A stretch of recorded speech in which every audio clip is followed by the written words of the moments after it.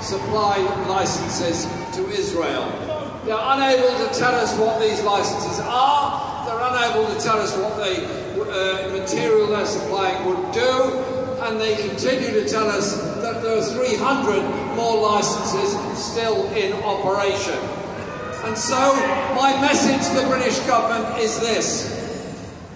If you continue supplying weapons, knowing full well that those bombs are going to fall on people's homes and hospitals, are going to kill children and many more, if you continue supplying those weapons, knowing that they're being used for the illegal invasion of Lebanon and the bombing of Beirut, if you continue supplying those weapons, knowing they're going to be used to bomb Yemen and increasingly to bomb Iran as well, and you know full well what the views are of the International Court of Justice, the International Criminal Court, the UN General Assembly, and the vast majority of the nations of the world, and you know what the views of the people of the world are about this conflict, then you are two things. One, on the wrong side of history.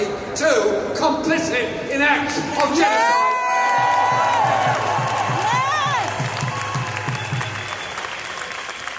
And when we quite rightly demand the end of the arms supplies, we're actually challenging one of the most powerful institutions around the world, and that is the global lobbying power of the arms industries, to divert governments, to pollute our politics and supply weapons, knowing full well it is illegal what they're doing and it's wholly innocent individuals who are being killed as a result of it.